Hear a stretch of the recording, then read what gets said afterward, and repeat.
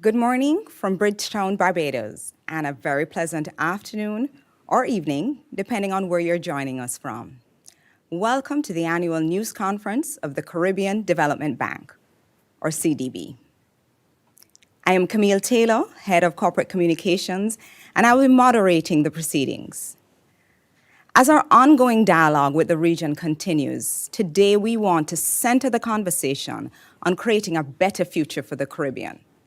The team that will represent the bank this morning includes our President, Dr. Hyginus Jean Leon, Mr. Isaac Solomon, Vice President of Operations, Mr. Daniel Best, the Director of Projects, Mr. Ian Durant, the Director of Economics, and Ms. Anne-Marie Warner, Deputy Director of Corporate Strategy. Now, our special invited guests, the members of the media, will have an opportunity to pose questions to this entire panel. However, to set the context for dialogue, we will have three presentations. First, President Leon will draw the roadmap to the best future by providing prescriptions for growth, resilience, and transformation. He will be followed by Vice President Solomon, who will outline how we are preparing our people, economies, and societies for the future. Then, Deputy Director Warner will give an overview of the effectiveness of CDB's key interventions and evaluate the region's progress towards the Sustainable Development Goals, as she explores the necessity of targeting for a better future. So the first up to bat is our captain, President Leon.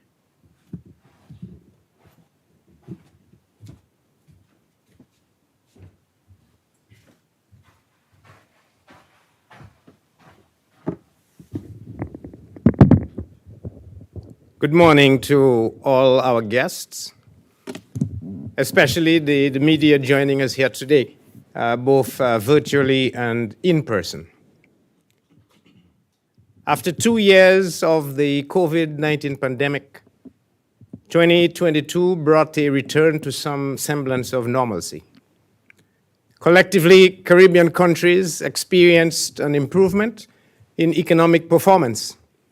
But the combined impact of several years of consecutive shocks, as well as the prospect of a slowdown in the global economy and continued price pressures in 2023, threaten to derail our development trajectory.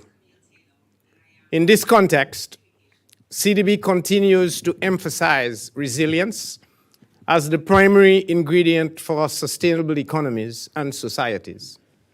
Key to achieving resilience is reducing our vulnerability to factors outside of our control, while employing the elements within our power to achieve our development objectives. Guided by this premise, I will outline several high-level recommendations for sparking growth, building resilience, and driving transformation.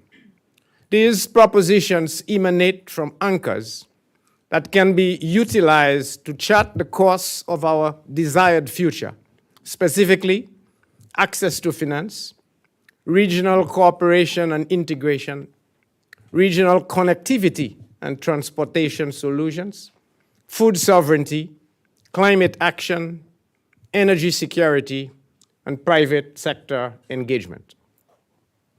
I will start with the most essential element, finance. The onset of COVID amplified structural weaknesses in our economies and highlighted the extent of our financing need. We estimate that the region faced close to US $10 billion in gross financing needs in 2020, which is a measure of a country's overall fiscal position, plus any funds needed to repay existing debt. Moreover, the expenditures needed to address the vulnerabilities exposed by the pandemic and the resources required to achieve the Sustainable Development Goals suggest that the resource needs of the region are in fact much, much larger than the 10 billion I spoke of. Compared to the gross financing needs I just stated, the bank provided an average of $300 million for our borrowing member countries during 2018 to 2022, with gross financing needs likely remaining elevated through at least 2030. The mobilization of financing inflows therefore becomes critical to all that we do going forward. To meet the region's financing needs and address mounting fiscal pressures, CDB therefore recommends: 1, broadening regional financial systems to create financial markets that will facilitate intra- and inter-Caribbean flows of capital, geared towards mobilizing regional savings and driving a partnership with the private sector for financing our development. 2, strengthening public financial management and expenditure ecosystems to ensure transparency and accountability in government spending, and to improve linkages between government strategic plans and the allocation of resources. In that regard, CDB strongly supports increased results-based budgeting tied to the SDGs, with emphasis on the reform of the public sector's chart of accounts, medium-term integrated fiscal frameworks, and the implementation of an integrated financial management information system. Through these investments, countries can engage in more proactive budgeting processes and benefit from improved efficiency of spending. 3, advocating for a more equitable deployment of existing concessional resources, as well as providing a rationale for increasing financial resources at more concessional terms. And 4th, supporting the rechanneling of excess special drawing rights of advanced economies to enable the transforming and repositioning of the region's economies. Let me now turn to regional cooperation. Regional cooperation and integration are urgent and crucial for the region's post-pandemic recovery and overcoming our development challenges. The pandemic and the ongoing global energy and food crisis have underscored the limitations of countries working alone to effectively combat the impact of these shocks. CDB is committed to enhancing regional cooperation and deepening regional integration, and accordingly has determined that a core priority in promoting regional cooperation and integration will be the support for regional public goods. In 2022, the bank supported several regional priorities in transport, intra-regional trade, food security, agriculture, private sector development, climate action, and renewable energy. While we have made strides, there is more work to be done in these areas, as well as leapfrogging in other areas such as digitalization and innovation. Given the region's experience over the 2020 to 2022 period, now is the time for us to reimagine regional cooperation and integration and what this could mean for us as Caribbean citizens. I therefore call for a renewed commitment to advance the implementation of the CARICOM and Single Market Economy, CSME, thereby improving the lives of the region's citizens through 1, increasing market access for goods, services, and people, providing economies of scale, offering greater employment and business opportunities, and providing a platform for increased innovation and digitalization. If connectivity is the lifeblood for the development of modern economies, then transportation is a critical valve. Yet, intra-regional transport declined by as much as 50% between 2008 and 2018, a situation that I am sure you are all familiar with, and a situation that is now at a crisis level in the Eastern Caribbean, where the demise of Liat in 2020 meant a loss of airlift from an average of 500 weekly flights in 2019 to 50 flights in 2022. CDB therefore views dependable and cost-effective air transportation services as essential for the transformation of several of the region's economies. Consequently, to safeguard the region's future, governments need to take decisive and integrated action to reform the air transportation operating environment. These measures should include: 1, rationalizing the regulatory environment and addressing factors that contribute to the high cost of travel, as well as elements that hinder the seamless movement of people within the region. 2, promoting cooperation among regional airlines to reduce wasteful competition and improve inter-airline connectivity. And 3, forging a critical mass of collective will at the policy level. On to food. Another matter requiring urgent attention is how we meet food and nutrition needs. Recent global data from the United Nations indicates that the cost of a healthy diet is highest in Latin America and the Caribbean, with the Caribbean currently importing more than 80% of the food we consume. Food sovereignty must be a key collective objective. The major challenges facing the region's agricultural sector include low productivity, inconsistent output, high vulnerability to natural hazards, and the impacts of climate change. The result, as I'm sure you're all aware of, is low competitiveness, limited ability to respond to regional and international market demands, and heavy dependence on imports to meet food and nutrition needs. Therefore, to address this, we recommend: 1, investing in air and marine transport infrastructure and services to facilitate improved intra-regional trade and integration into global food markets.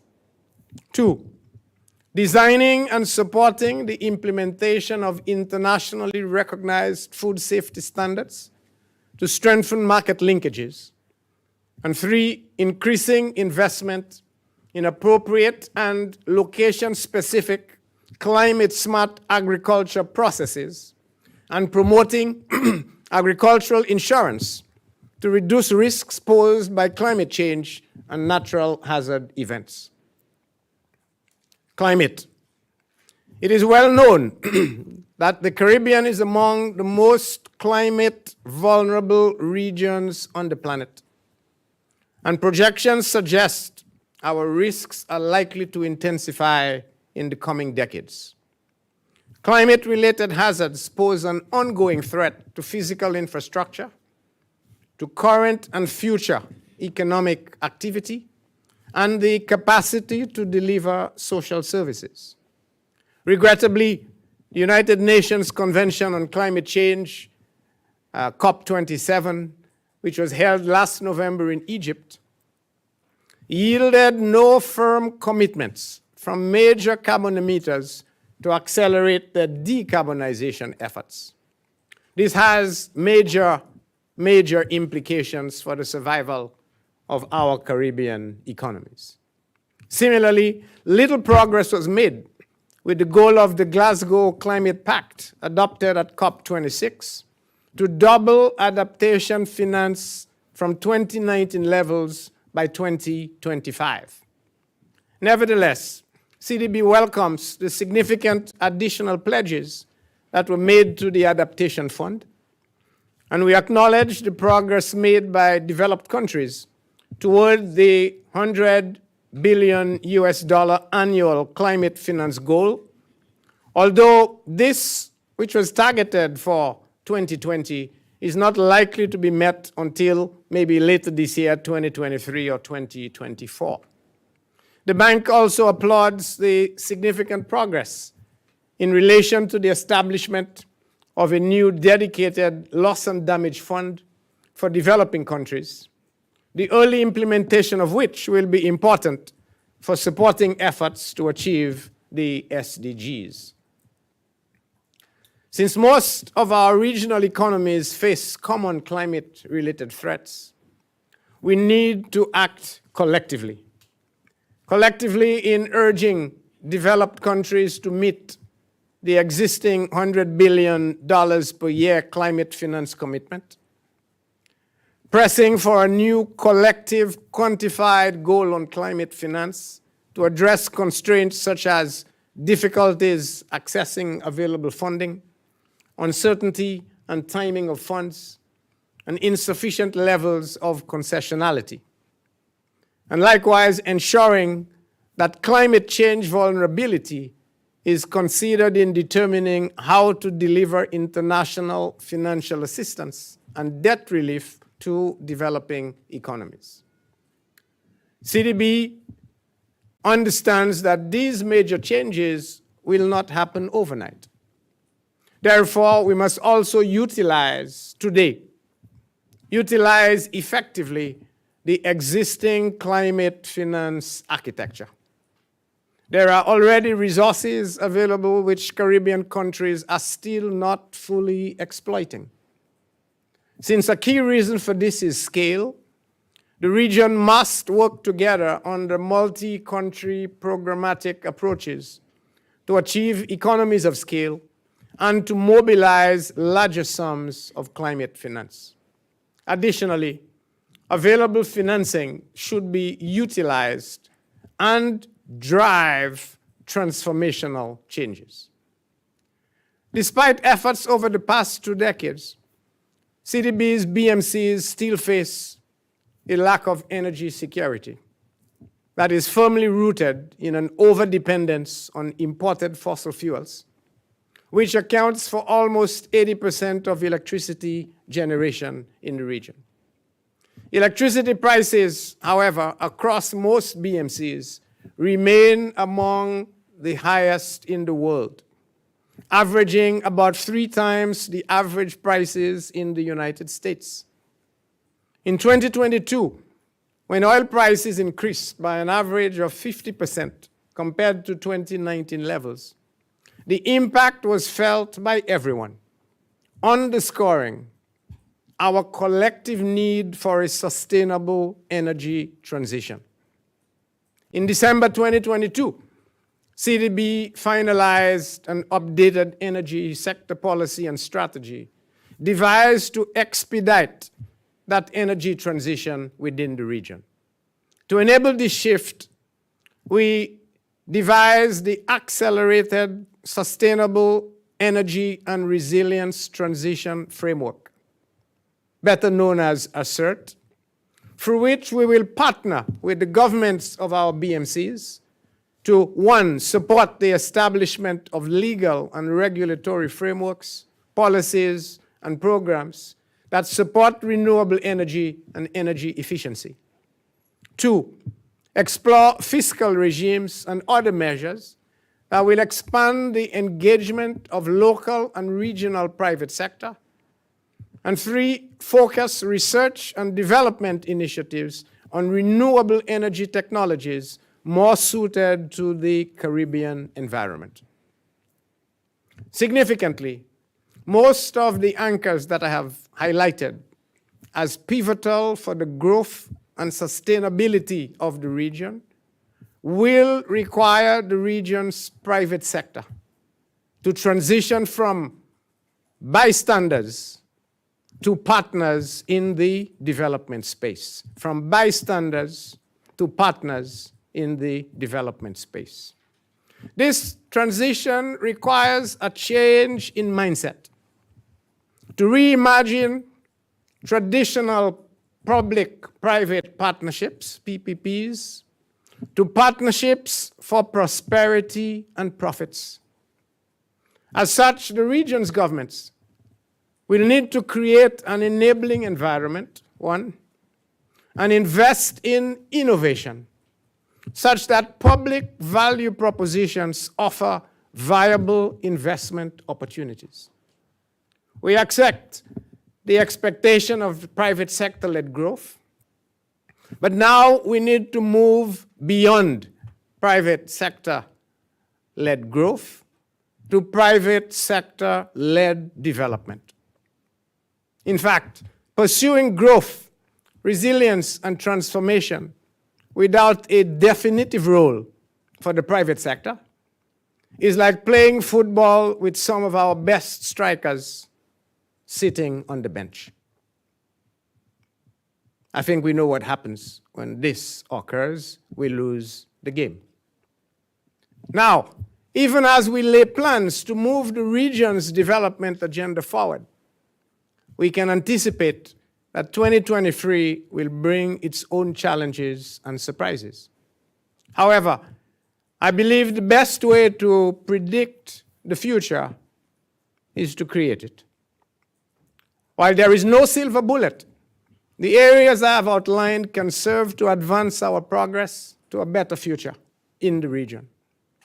CDB stands ready to accelerate collaboration with its BMCs and other stakeholders in a partnership to propel the region forward.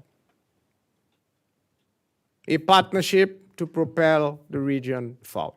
We have no choice. Time is running out.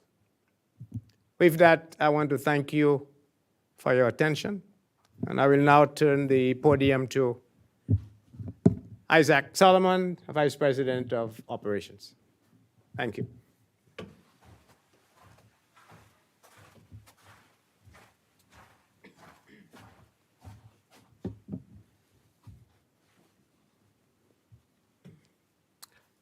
Thank you, President. Good morning, ladies and gentlemen. As Camille indicated earlier, in this presentation, I will provide an overview of the region's economic performance in 2022, along with some forecasts and highlights for 2023. In addition, I will report on the performance of CDB's projects in 2022. Ladies and gentlemen, we are united with our stakeholders in improving the environment and reducing poverty in the region. At the forefront of this imperative are our diverse constituents, some of whom are acutely affected by challenges limiting their potential. Focusing on our collective strengths, we continue to provide support to adequately prepare our societies for the future. In 2022, some pathways to this future were built through more than 65 CDB projects across our borrowing member countries, or BMCs, contingent policy advice, and also technical leadership in our interface with thousands in the field, despite the lingering presence of COVID-19. Notwithstanding, the Caribbean is now at a critical juncture. The impact of protracted shocks has compounded the region's socioeconomic challenges. Many have been pushed into poverty, and many long-held development gains have been eroded. In 2022, CDB provided much-needed assistance amid strained fiscal budgets and remained responsive to our BMC's demands for resources to strengthen and reposition economies for longer-term inclusive growth.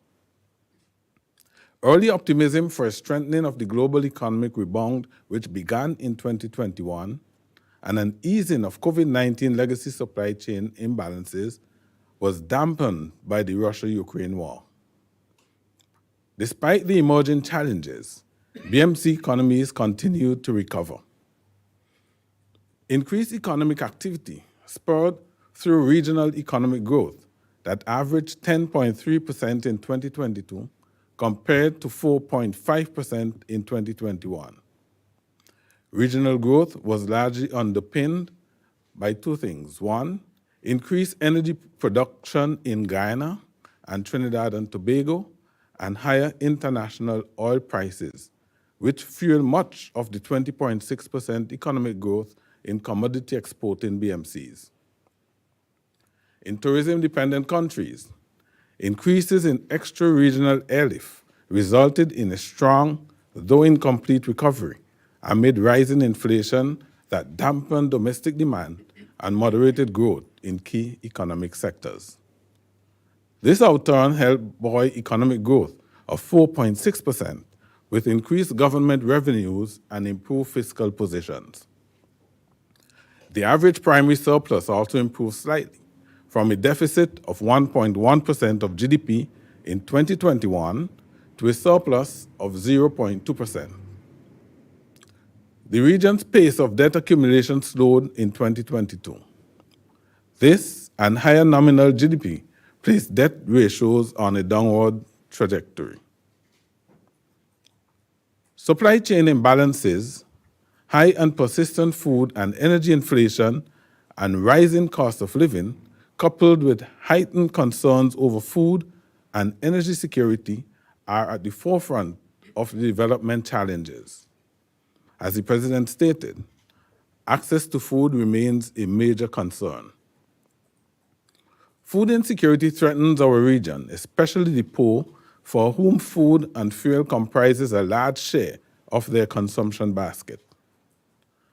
Governments cushion this impact, pivoting from significant pandemic-related fiscal stimuli and income support towards cost of living assistance. We welcome and support the initiative of the heads of government of CARICOM to reduce the estimated $5 billion regional food import bill by 25% in 2025. We also continue to invest in climate-resilient agriculture production and marketing systems in several BMCs. CDB is financing consultancy services to help devise urgent provisional measures to re-establish regular air transport services within the OECS and inform the establishment of a marine cargo service between Guyana, Trinidad and Tobago, Grenada, and Barbados.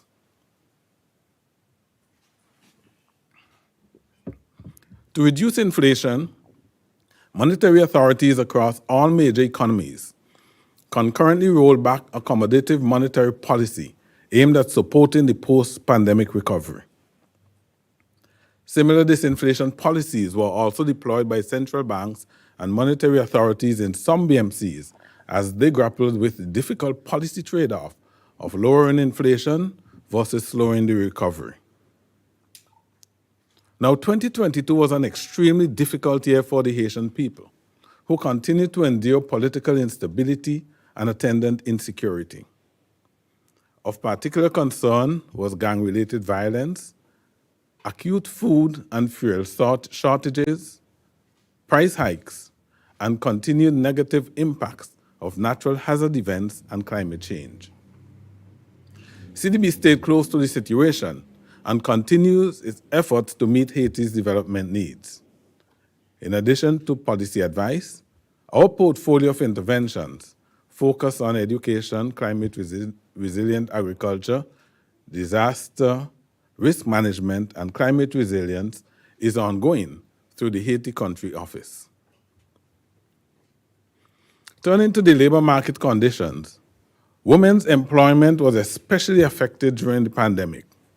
There were general improvements in 2022. Data where available shows increased employment levels for men and women, mirroring the lifting of COVID-19 restrictions and the reopening of key economic sectors. Unemployment among the region's youth is expected to remain elevated, underscoring that we must invest collectively in addressing this challenge. At the bank, we expanded support to improve the business climate among our BMCs, with a focus on the procedures to start a business. The intent is to enhance these processes and increase access to the formal economy for underserved groups such as women, youth, and persons with disabilities. The region was largely spared the brunt of catastrophic storm impacts in 2022, but there is a great need for resources if we are to meet our climate commitments under the Paris Agreement and make progress on the implementation of the 2030 Agenda for Sustainable Development. The bank successfully met its declared objective to be fully aligned with the agreement by December 2022. Alignment is important to contribute to reducing global greenhouse gases, promoting adaptation, and advocating for more climate finance resources as we play our part in addressing the global climate crisis. As we pursue economic recovery and strengthen resilience, if we do not make the right investments now, climate change impacts and the associated costs will mount. Looking ahead, for 2023, we project that despite facing multiple challenges, BMC's economic performance will continue to improve over the medium term.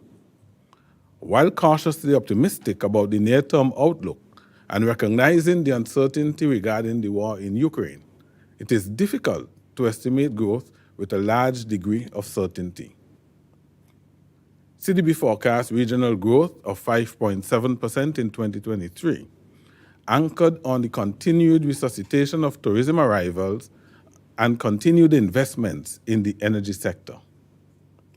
This forecast, however, is subject to some downside risk, since most advanced economies are on track to register lower growth relative to 2022, increasing the likelihood of a global recession.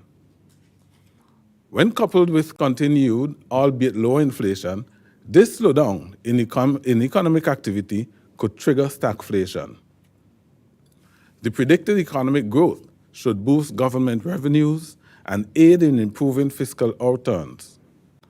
In addition, some BMCs have signaled intentions to intensify consolidation efforts in 2023 to get back in line with fiscal rules suspending during the pandemic period.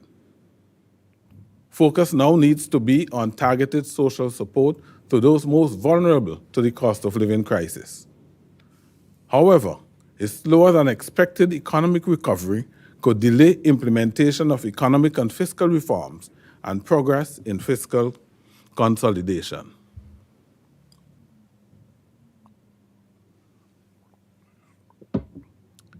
In 2023, the effects of tighter monetary policy in advanced economies in response to stubbornly high inflation will be felt within the region through higher interest rates on sovereign instruments, downward pressures on possibly both foreign direct investment and inward remittance flows.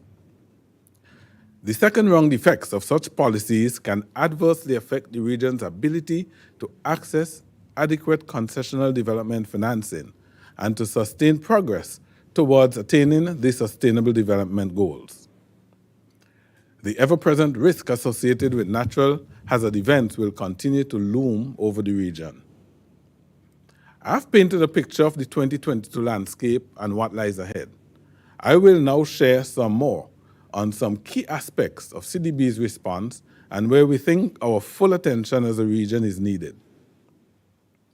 As we continue to help BMCs meet the SDGs, working closely with communities, countries, and development partners, CDB was able to make a number of development achievements that moved us closer to the SDGs. In 2022, approved grants and loans total $158.1 million United States dollars, 15% over the previous year. Disbursements total $292.5 million United States dollars. We also made strides in key projects in Suriname, Guyana, the Bahamas, St. Vincent and the Grenadines, and Belize. Beyond 2021, we were able to play a major catalytic role in increasing trade and related economic opportunities through the EPA and CSME standby facility for capacity building. In addition, we continue to strengthen social sector infrastructure in communities through the Basic Needs Trust Fund BNTF program. CDB remains at the forefront of the regional effort to accelerate recovery from the COVID-19 pandemic. We have supported programs for health, social resilience, and learning continuity in the OECS. As of December 31st, 2022, CDB approved 9 projects and disbursed 25 million United States dollars under the 50 million Global Loan Program. CDB, in partnership with the CARICOM Secretariat and the OECS Commission, developed the Let's Reap program to provide schools in BMCs with a roadmap to address the pandemic-related learning gaps and increase inclusion. The bank approved 570,000 United States dollars to provide certification training for 3,000 teachers. An additional 12,000 teachers are to be certified, and approximately 1.2 million boys and girls stand to benefit from this investment. We also advanced special education training for 75 teachers in St. Lucia to help cater more effectively to varied student needs and improve the quality of education. New partnerships have also been forged, with CDB signing a financing agreement for a soft loan of 50 million United States dollars with the government of the Italian Republic for a program to support sustainable development projects in the CARICOM community countries. Interventions are also underway to increase climate resilience, trade, and agriculture. Of note are the 14 million euros from the European Union to implement the Caribbean Action for Resilience Enhancement Care program.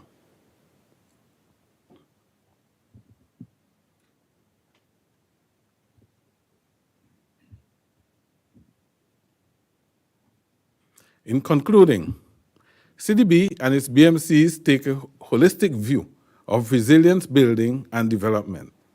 Hence, our development activities are designed to be responsive to pressing socioeconomic and environmental issues, to create and seize opportunities for increased resilience and sustainable development, and to drive success in vital areas in 2023 and beyond. BMCs must consider redoubling efforts to address the structural drivers of vulnerability, crime, and poverty, and to build the necessary resilience to enhance economic growth prospects and grow sustainably. We strongly believe that in addition to pursuing the previously mentioned priorities, the following must be key drivers towards the achievement of more holistic development that is gender responsive and has lasting solutions and impacts.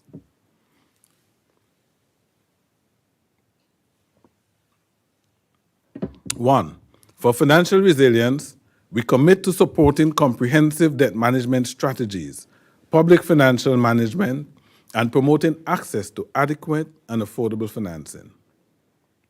Two, for social resilience, promoting gender equality, women's reintegration into the workforce, and the prevention of discrimination, sexual and gender-based violence, and in addition, strengthening social protection systems, such as unemployment insurance. Three, for building production resilience, promoting a private sector ecosystem that has innovation, diversification, financial inclusion of the most vulnerable, and MSME development as a way of reducing poverty at its core. This includes enhancing economic infrastructure, such as investing in significant water projects. Four, for greater institutional resilience, key priority actions in strengthening governance capacity to deliver through implementation of cross-sectoral policies and programs, and to avert and manage crisis, protecting the poorest in societies. Five, revolutionizing digital infrastructure and technical proficiency at all stages of life, promoting good governance, improving evidence-based decision-making, and mainstreaming the building of environmental sustainability and climate change as cross-cutting areas. This is an ambitious undertaking which must be appropriately resourced and financed comprehensively and expeditiously. Governments must move with haste. The bank is a willing partner seeking new avenues and partnerships to fund the region's growth and development. While more capital is required, much more work also lies ahead. The bank continues its pursuit zealously, recognizing that we have and will always consider the impact of our inputs on the lives of those evident behind the numbers. I thank you, and I now hand over to my colleague Anne-Marie Warner, Deputy Director of Corporate Strategy, who will present the Development Review and Forecast.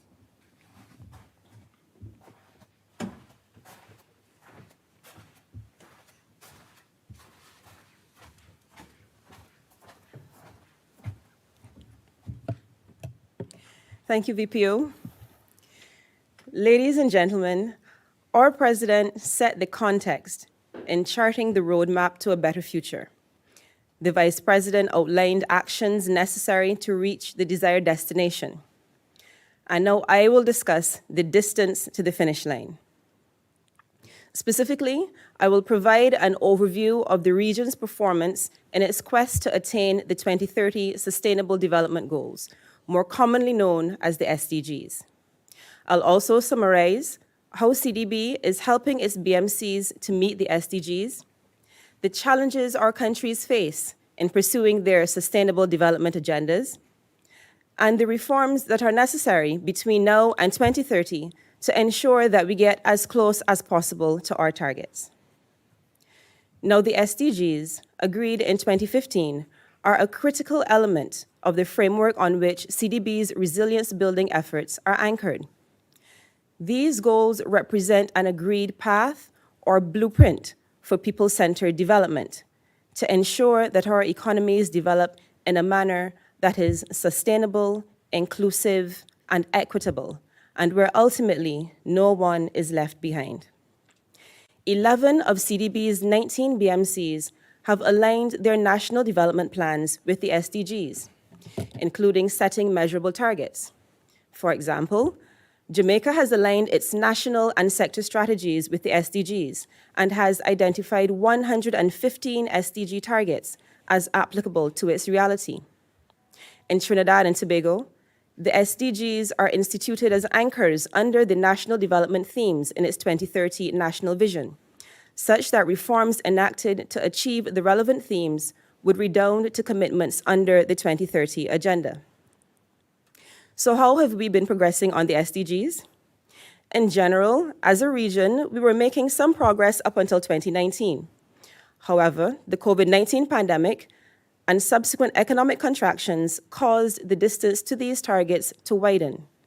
And unfortunately, it has been the poorest and most vulnerable among us who have been the most affected. This underscores the urgency of getting back on track, because tracking and monitoring the SDGs is not an academic exercise. As the VPO stated, behind these numbers are people, families, and communities. Not surprisingly, the main SDGs negatively impacted by the economic dislocation of the last 3 years were SDG 1, no poverty, and SDG 8, decent work and economic growth. But what else has the data revealed in the region's march towards the SDGs? On the positive side, although there is room for improvement, BMCs are showing relatively good performance in relation to Goal 4, quality education, Goal 12, responsible consumption and production, and Goal 13, climate action. Slow but steady progress is being made in relation to Goal 6, clean water and sanitation, Goal 7, affordable and clean energy, and Goal 9, industry, innovation, and infrastructure. However, the SDGs, such as Goals 14, life below water, 15, life on land, and 16, peace, justice, and strong institutions, are almost universally under threat of underachievement.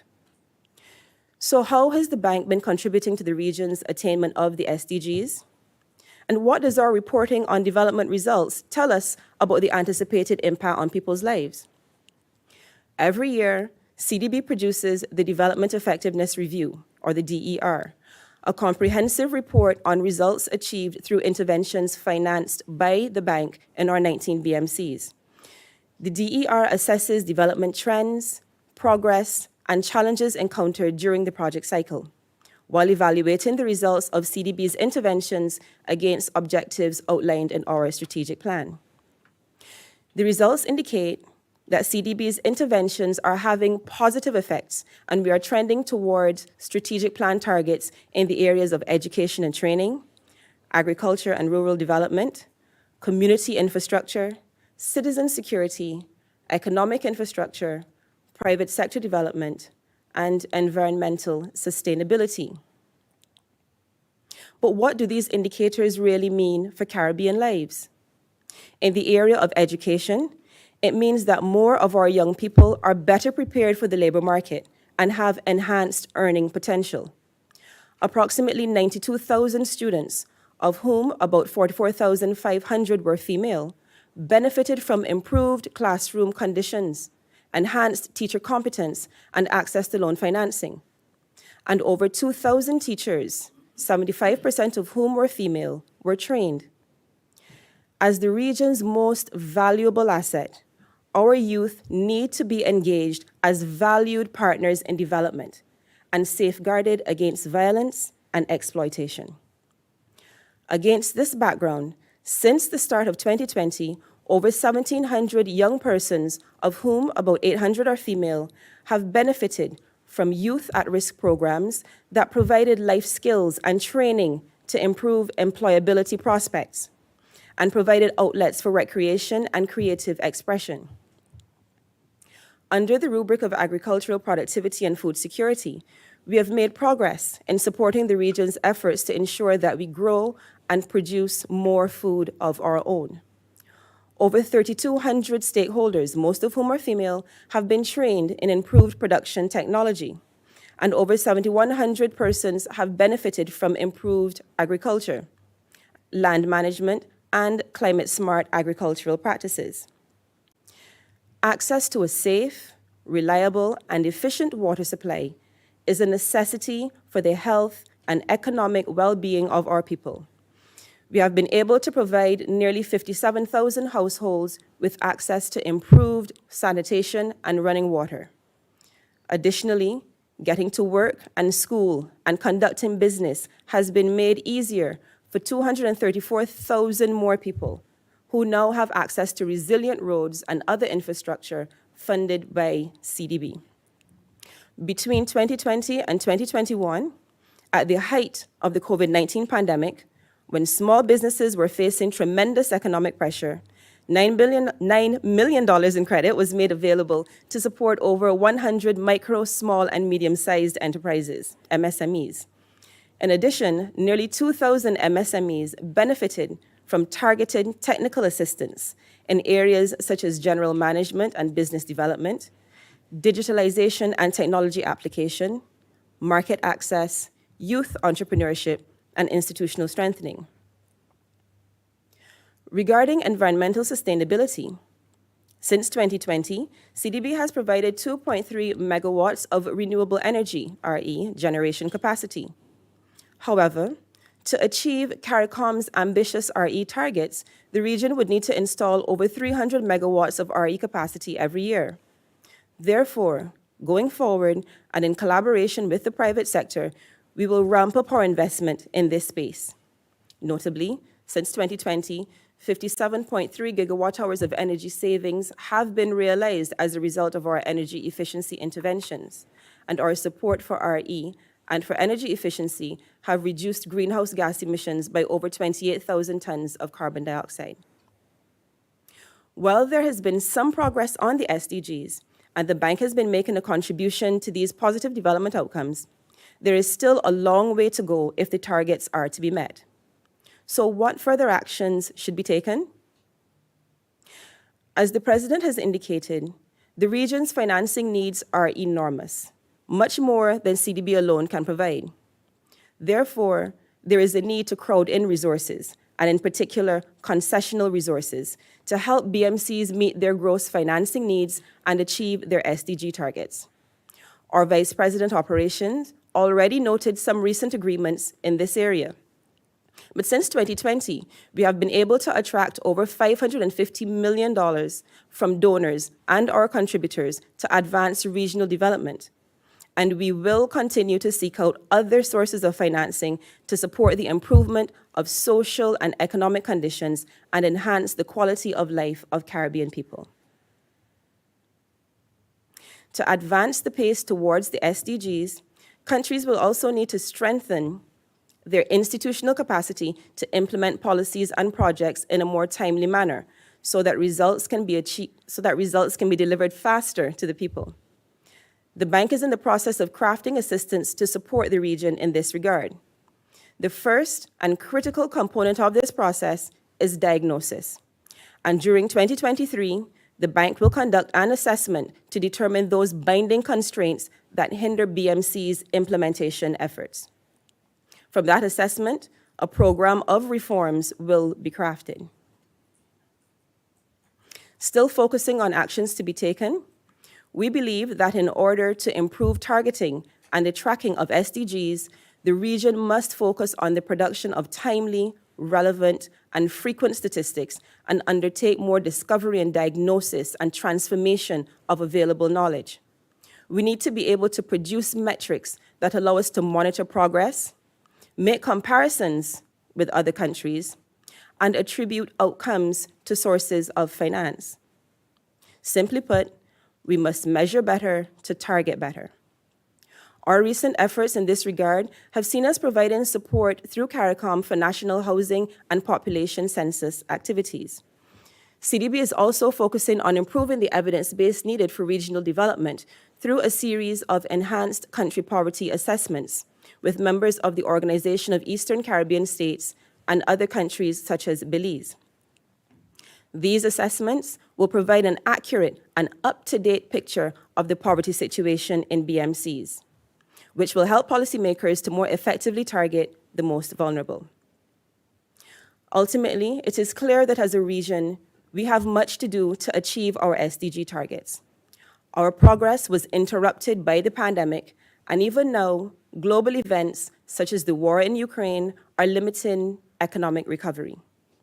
This means that BMCs will need to prioritize meeting their SDG targets when using the resources available.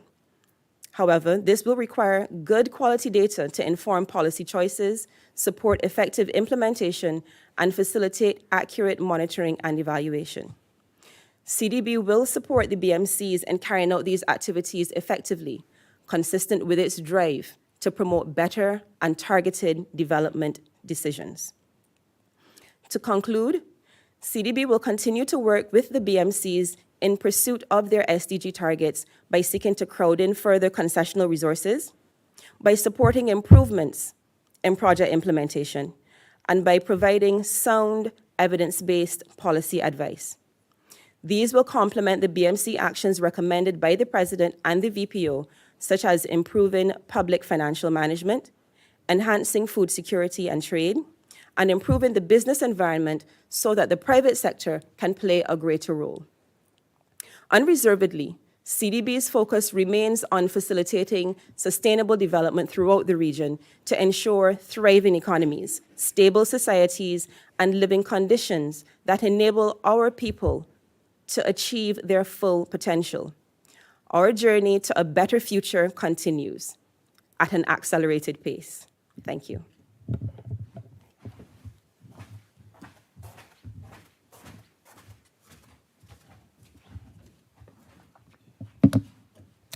Thank you very much, colleagues. For the question and answer segment, we're asking members of the media, whether you're joining us in person or online, to please raise your physical or virtual hand and wait to be acknowledged.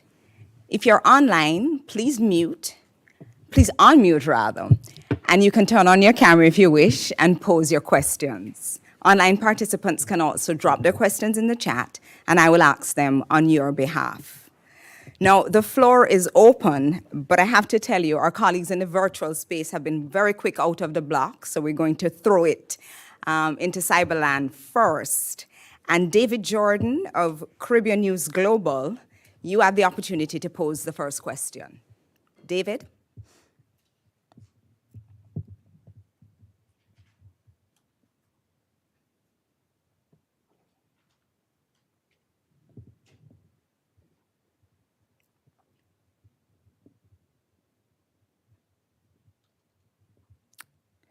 So I guess we'll just move to the room first, and then we'll go back online once we have that up and running. And first out of the blocks is Tamika.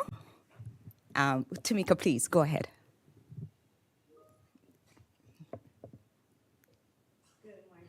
Tamika Garnett from the Guyana Chronicle. For my first question, I would like, last year the CARICOM established the 25 by 25 to move towards better food security. Can the CDB say a little bit about what their role is in 25 by 25? How important a role does the bank expect to play? What has the bank done so far, if anything, in terms of engaging with CARICOM for how they can play their role? And if anything is planned for 2023 and beyond? And does the bank feel that the paces which we're moving with 25 by 25 is enough? I hope that wasn't too much. That's my starting question. I think have another that's- afterwards. Daniel, our Director of Projects. Thank you so much for the question, Tamika.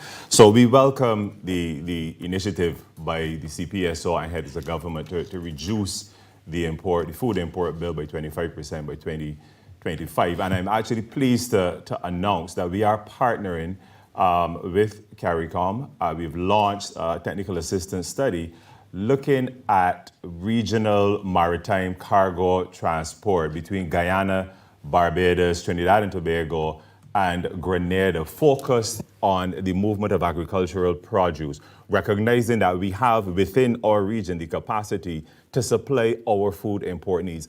But I would hasten to add that I was going to say sustainability, but as the president introduced the term, food sovereignty extends actually beyond the 25 by 25. And it really needs to be underpinned by climate smart agriculture, by capacity training to our farmers, to our producers. And what have we been doing in that? So there are a few initiatives I'd like to touch on, which I think you'd see frame the 25 by 25 picture a little bit better. In Grenada and St. Lucia, for instance, we're seeking to improve supply chain for intra-Caribbean agri-trade by providing technical assistance to the developers, the players within that space. In St. Vincent and the Grenadines, we're providing certification for livestock production and trade, again, to our farmers. And there's also technical assistance in St. Lucia for the export of fresh produce.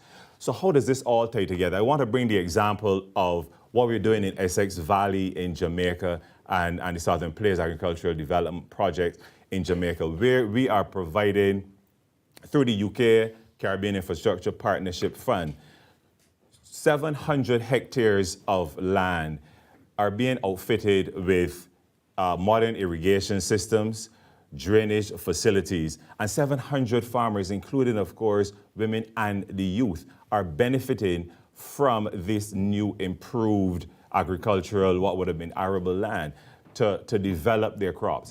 It also goes beyond this, in that there is the need to provide international food certification standards, training to farmers, but also pack house facilities such that our farmers can access international and domestic markets, reaching the requisite quality standards. So again, within our EPA CSME standby facility, we've done quite a bit of work in improving quality standards, supporting our institutions that treat with quality, but also dealing with sanitary and phytosanitary conditions. So it is a wraparound approach to development within the agri-space to ensure that our region can supply its food import needs, or its food needs rather, and as such, we perhaps would not have encountered some of the challenges we faced during the pandemic, recognizing that we can meet the quality of food delivery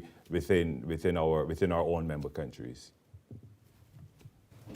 I have a follow-up question to that. Sure. Now, we see a lot being done to assist from the side of getting the production up, but we have acknowledged that a big challenge with achieving our food security is getting our own people now to adopt eating our, consuming our own, which wherein that needs a whole cultural change, because as we can see, the Caribbean consumes 80% of its food supply from overseas.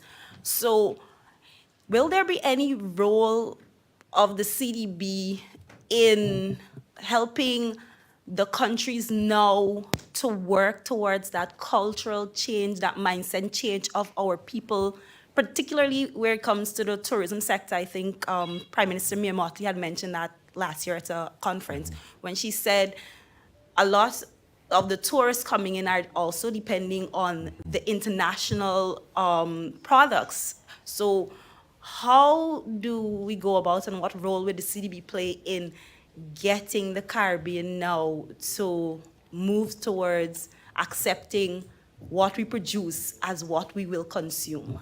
Yeah, absolutely. Thank you. Thank you for the follow-up, Tamika. So it's an ecosystem approach to agri-development, and you're quite right. What you're speaking to is, as you said, a mindset change. So as part of our projects, what we're seeking to do is to support our countries, support our business, support our organizations, support our MSMEs in driving that message of the quality of locally produced agri products. But the quality needs to be there first. Persons need to know that the food produced in Guyana, in Suriname, in Barbados, wherever, is of an international quality. And so we first started, that is what undergirds the entire ecosystem. The other point I would make, of course, is that our agricultural sector development policy and strategy speaks to the value chain approach to agri-development. So of course, on one end, we have our small farmers, our bona fide farmers, the larger farmers, but we also have the end purchasers, the large corporations within our region. And we have the stakeholders, such as us, the consumers.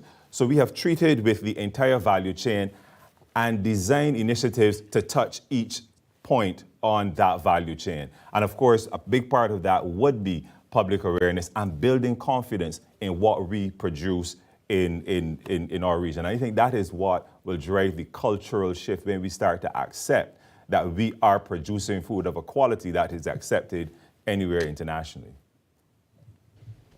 If permit, I have one more question before we move Absolutely. around the room. I'm moving from the Yeah, about that. the 25 by 25. Mr. Isaac spoke about the impact, what the CDB is doing in Haiti. Can we get some specific about what impact the CDB interventions are having? We are seeing the countries continuing to have issues more and more. Can the CDB speak on the impact and what achievements those interventions are making in the country? Okay, so thank you, Tamita, for the question. So as I said in the presentation, Haiti is of real concern to us. We recognize that given what is happening in Haiti, that a political solution is absolutely necessary for us to move the development needle in a way that we'd want to. And so that we need to call out early. But our interventions in Haiti, fortunately, are not affected to any large degree by the gang violence that is taking place now, simply because where our interventions are and where the gang violence is taking place, they're in different parts of Haiti. So our development agenda is proceeding.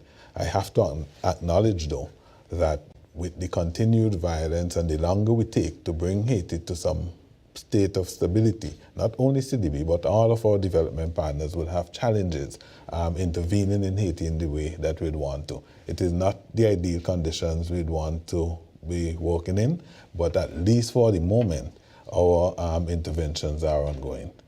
Daniel could speak to some of the specific projects we have. Thanks for that. Thanks for the question, Tamika. I think the main interventions that we are focused on would be in the TVET space, where we have been able to complete 4 technical and vocational educational training centers, which, significantly impacted the human capital development efforts within Haiti. Another one that we are actively developing is the mini grid systems within some of the rural sections of Haiti.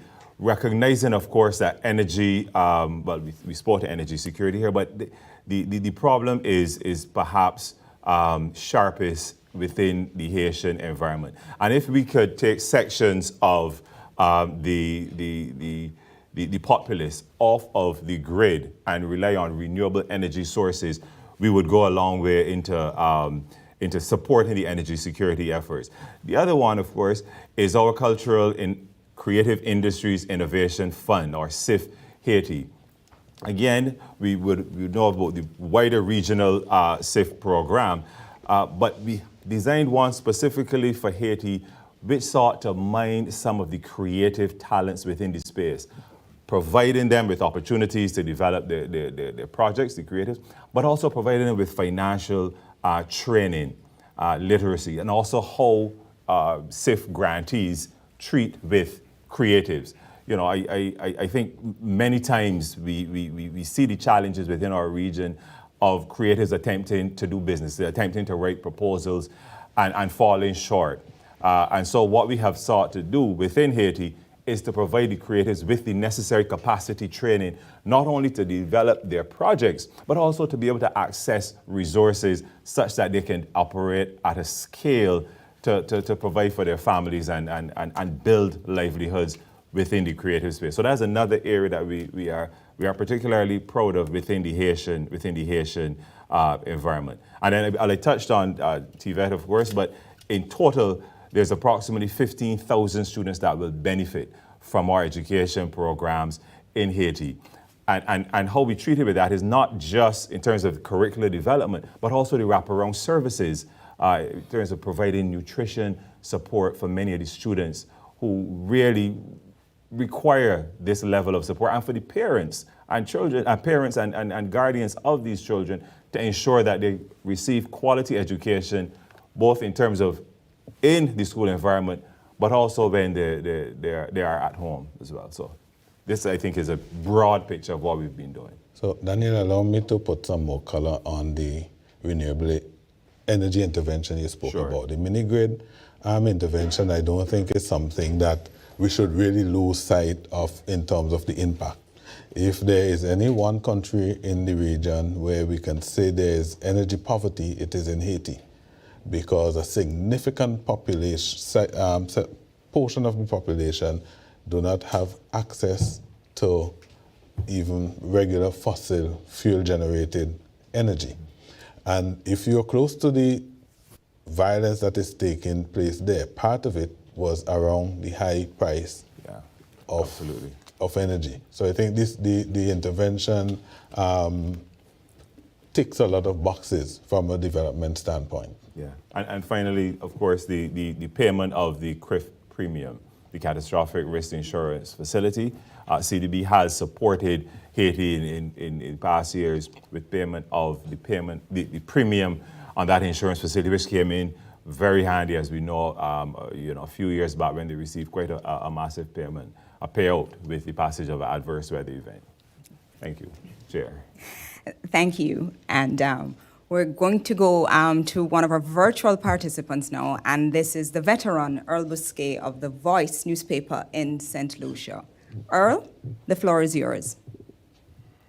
Hello, thank you. And glad to have been given the opportunity to participate today. What I would also like to do is to ask two questions. One, we've heard about the impact of Guyana's oil resources and its growth projections on improving the growth projections of the wider CARICOM region and also within the wider Latin American region. But I've also asked myself, do we really understand or fully appreciate, and perhaps you could help those of us who can, the extent to which the application of Guyana's growth figures which are domestic to a regional and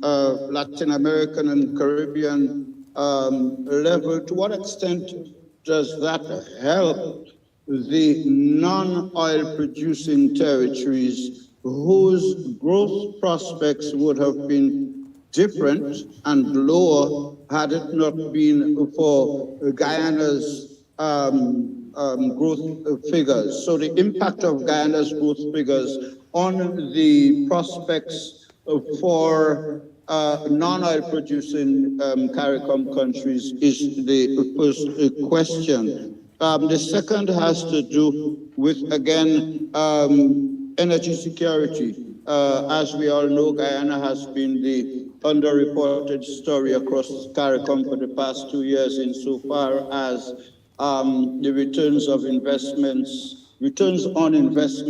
in oil and gas, and quite a lot is happening there. Guyana also is hosting an annual energy conference in February, in which domestic, Suriname, and international partners participate. And I was wondering the extent to which the CDB is part of this conference, and within the context of the search for alternative energy resources. I wanted to ask whether the CDB's approach is to go with projects that are proposed at domestic levels, but to what extent are we looking at region-wide approaches to energy security in terms of harvesting our sun, our wind, our water, our rain, our waves? Other countries, developing countries in the world, have found innovative ways to put these resources that cross barriers and airspaces. If we are talking about a common regional approach to energy security, is there any program that looks at recommending the sort of regional approaches that will look at harnessing those wider resources, like I said, sun, wind, water, rain, and of course, our waves? Thank you. So, Ian, I think you'll take the first question, and then Daniel, we will throw it to you for the energy security question. And of course, the rest of the panelists can add color, as you would say, VP. Ian, over to you, please. Okay. All right, thanks for the question. So the growth rate, the estimated growth rate for Guyana in 2022 is 62.3%, and we are projecting a growth rate of 21.2% for 2023. Now, Guyana is a very important boring member country and a very important part of the region. As Guyana becomes more prosperous, and as trading links among the boring member countries are strengthened, and of course this has been the stated intention of the heads of government, not only within the whole food security space, but also even broader than that. Obviously, there's going to be the effect of Guyana and the prosperity that occurs in Guyana as a result of oil lifting all of the other countries. So there's a symbiotic relationship that results from high growth in any one BMC and the impact that has on other BMCs. But the critical thing is to strengthen those trading linkages so that the wealth is spread, if you like. Okay, so thanks for the question. The first off, as it relates to the conference in Guyana, yes, we will be in attendance, and obviously, as you quite rightly mentioned, to engage with the key stakeholders there. Now, in terms of a regional approach to energy security, I'm quite pleased to advise that through the Green Climate Fund and CDB being accredited to the Green Climate Fund, we have been able to develop a program entitled the Integrated Utility Services Program, through which we are partnering with utilities in the region. We've started with 4 countries in the region to provide the initial capital outlay to homeowners and small businesses for solar PV, for distributed energy sources, specifically solar PV. And what is innovative about this approach is that it affords homeowners who initially may not have been able to, or been able to afford the capital outlay for a solar PV system. But with the utilities accessing these concessional resources from CDB, they can now purchase these distributed energy sources and pay for it through the existing bills that they receive from utilities. So it's a bill pay type arrangement. And at the end of course, you know, the requisite period, they would now own the distributed energy system. We're also partnering, and this is in partnership, of course, with the Caribbean Center for Renewable Energy and Energy Efficiency, or CICRE. We also partnering with CICRE in developing integrated resource resilience plans for our board member countries, recognizing again that there needs to be a holistic approach to energy security. It cannot be ad hoc, and many of our countries, many of our governments, administrations, we're quite pleased to say, are locked in to this type of approach. So we're working with CARICOM through the organ that is CICRE to develop integrated resource resilience plans. Finally, I would, you know, at the risk of perhaps sounding a bit heretic, we are seeking to explore how hydrocarbon benefits can support sustainable energy. And in touching on this, what we and is anchored in our new energy policy, which was approved at the end of December last year, really that linkage is seeking to develop products such as green hydrogen, utilizing the energy that is produced from hydrocarbons and sources to develop green energy, and more particularly green hydrogen. We believe that we have within the region the source, whether it's hydrocarbon or renewable energy sources, and demand, as if we were to look at the Trinidad ammonia industry, for instance, to really be the center of the universe for the development of green hydrogen globally. So this is something that is anchored within our energy sector policy and strategy, and something we will be working in tandem with our governments to see how we develop this, again, holistic approach to energy security. Okay. President? Yes, Earl, I'd like to add a couple of points. The first is to make the distinction that growth as a measure of activity must never lose sight of the development goal that we are interested in. So when we zero in on saying that Guyana's growth, is it showing in a biased way the importance of the regional number that we are talking about and what happens to the rest of the region? I think we should always keep in mind that that is always a facilitator. It's a facilitator because if Guyana grows, the question we should be asking is, how do we forge, one of the points I raised in my introduction, regional cooperation and collaboration so that the dividend of that growth now generates and provides opportunities for development outcomes.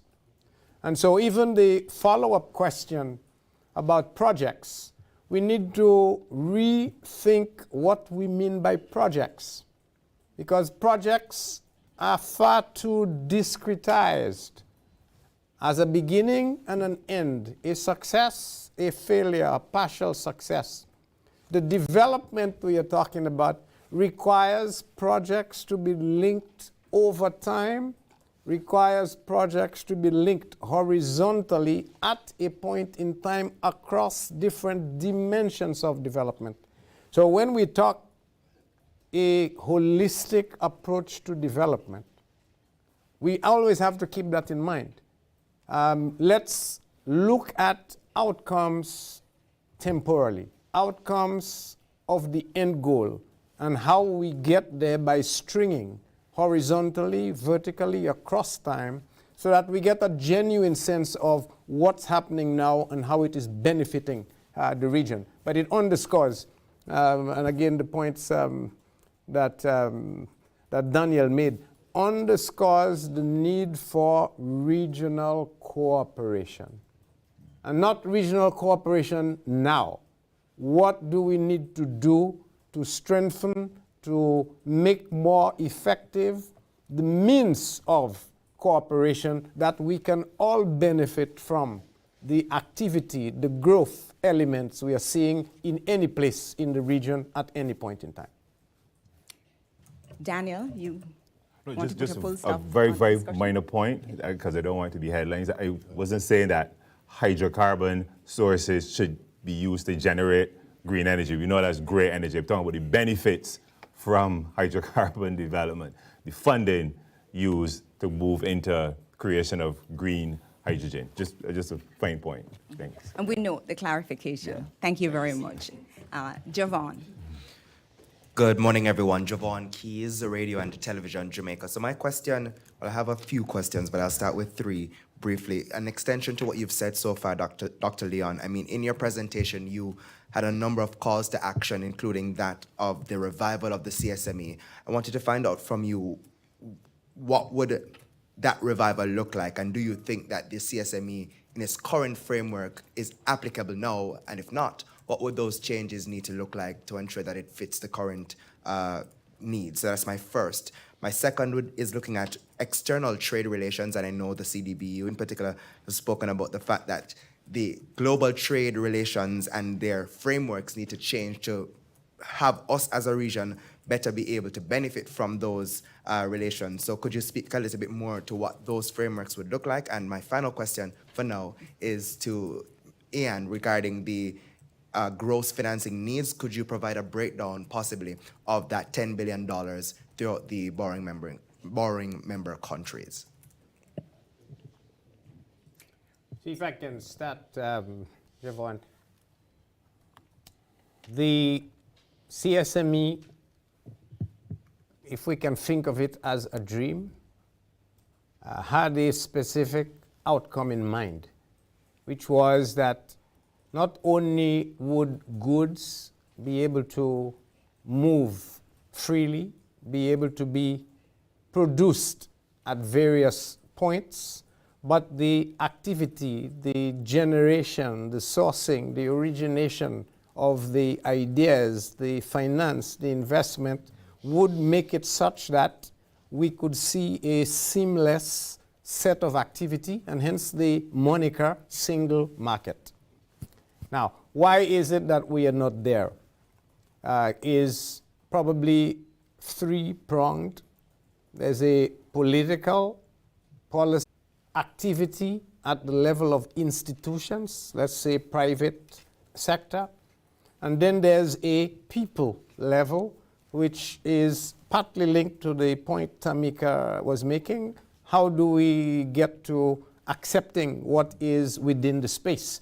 All three things need to come together to allow you to genuinely say what will be produced is desired, there's a demand, there's an acceptance, there's a quality, there's a control, and it can be moved, it can be transported, it can be sold in a sense that makes it whole.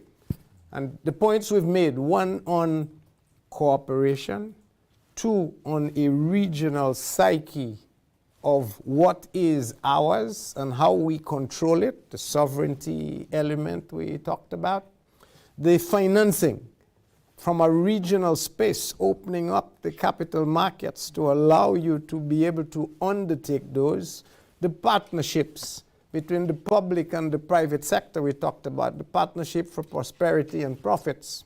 And how do we live a dream of what the region looks like? providing all with sustainable livelihoods over time, which is equitable, peaceful, secure, that you want to be able to live here, defines that dream of a CSME.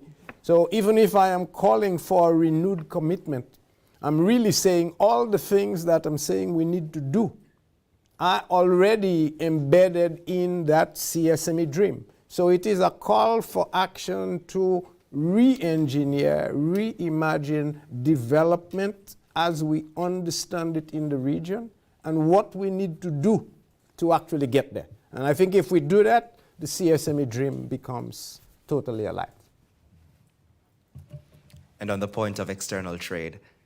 The point on external trade, I think we spoke about this previously. It is, again, we need to reimagine what trade looks like.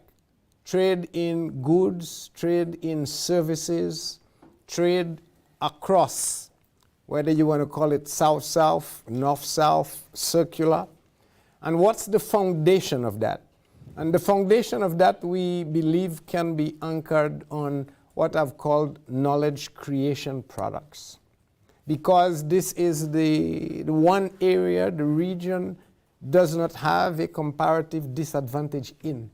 And if we can mobilize that through the appropriate mechanisms, whether it be on intellectual property rights, in focus on the creative industries, on the ability to harness services that we can produce, and ensuring that at the global level, those are accepted, they are integrated within the trade infrastructures that exist, and we can do it in a way that satisfies the norms of markets and the norms of protocols of various agencies, then we have an opportunity to crack and break these trade barriers that we are facing now.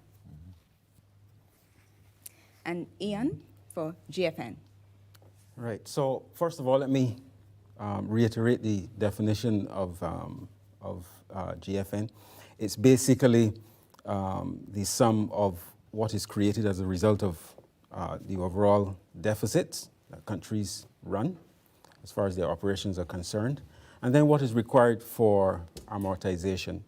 Now, the 10 billion to which reference was made is pretty much half and half. And that is largely because as a result of the pandemic, what we saw is an increase in or deterioration in overall balances, which meant that the overall balance component of the gross financing needs increased. Just to say that prior to the onset of the pandemic, those overall balances, those overall deficits on average were declining or improving, or however you want to put it, largely because countries were focusing on streamlining operations and basically trying to keep debt sustainability in view. The pandemic caused a peak, which generated the 10 billion. But what we are seeing, as far as the future is concerned, is a continued commitment to improving fiscal performance, so that over time, that overall deficit component of the gross financing needs are projected to decline. Now, of course, the amortization component is a little bit more stable. Those are contractual relationships based on past debt. So that's how that's what we're talking about as it relates to GFN, and I've also given you a flavor of how it evolves. Now, having said all that, these estimates are based on the existing policy frameworks of governments currently, articulated policy frameworks, what they said they intend to do. But we recognize, of course, and we've said it on many occasions, that if we are going to hit the SDGs by 2030, really we need to increase expenditure.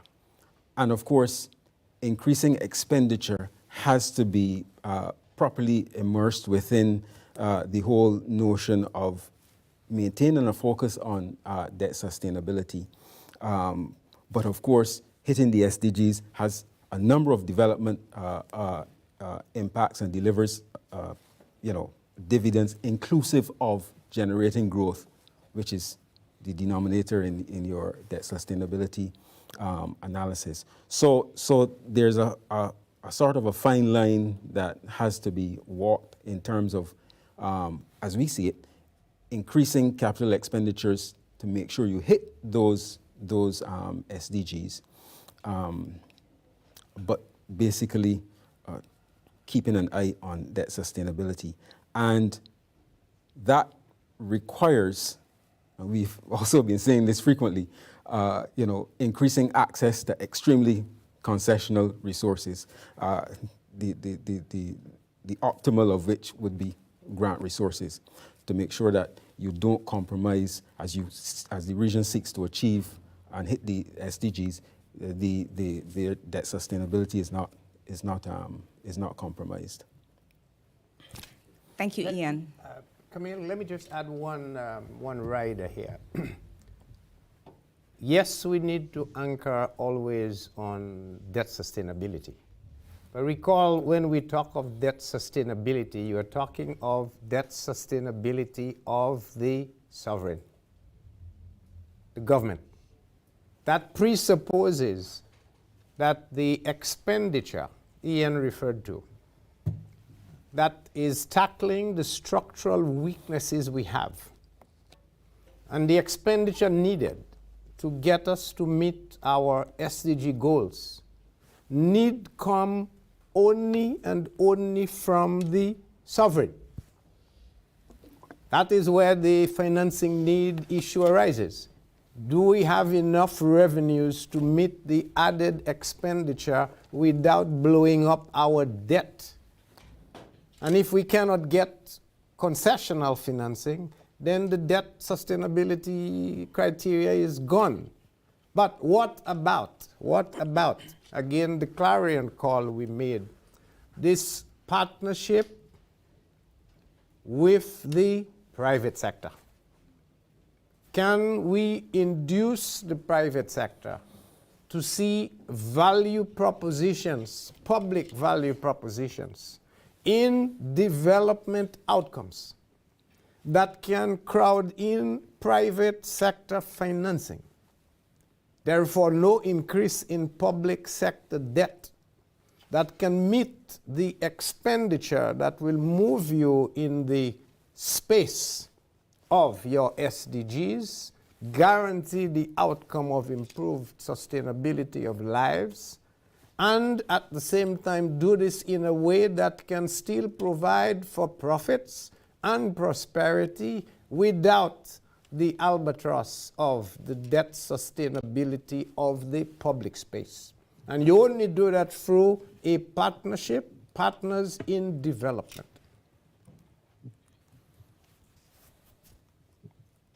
Partnerships for profit and prosperity, President, as you outlined. Al Edwards, we are turning the microphone over to you. Hello, good morning. Can you hear me? Yes, we can. Good morning, Camille. Good morning, Jean. I see Javon into the panel and to all fellow media practitioners. This is a question for Jean. Jean, I've heard your vision for the Caribbean and I concur, but let me ask you, how best can we improve regional air transportation? It's imperative if we are to be effective as a trading bloc, and for all the reasons you just outlined.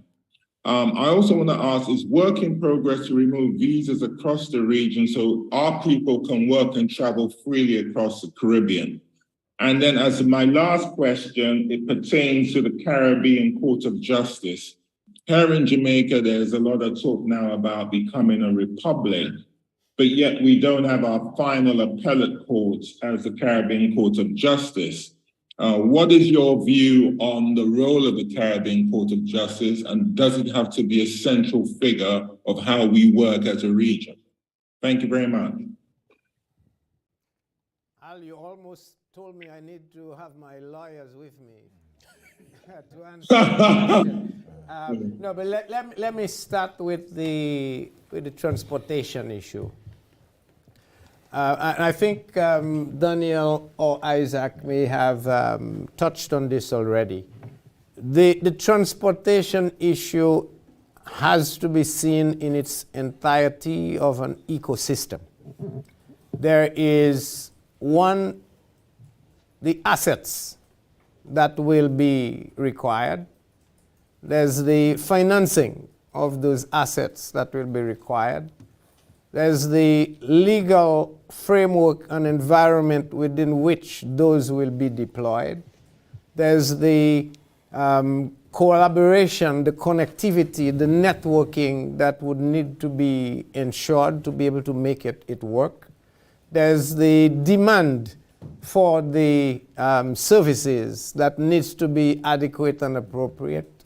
There's the costing and the management that needs to be done such that it's operating efficiently. And then you have to have the political arrangements in place that would say we are all benefiting from this. Networks cannot exist in segments. Networks have to exist in their entirety.